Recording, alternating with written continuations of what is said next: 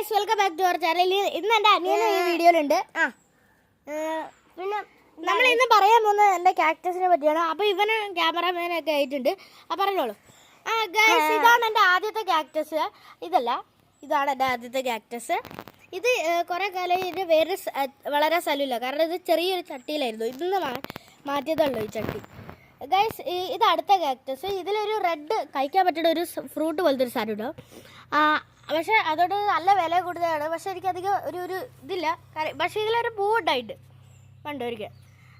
അപ്പോൾ ഗൈസ് ഇത് അതിൻ്റെ ബാക്കിയാണ് കേട്ടോ ഗൈസ്. ഇതിൻ്റെ പകുതിന്ന് കിട്ടിയതാണ് കേട്ടോ ഗൈസ്. ഇത് എന്തോ ഒരു സാധനമാണ്.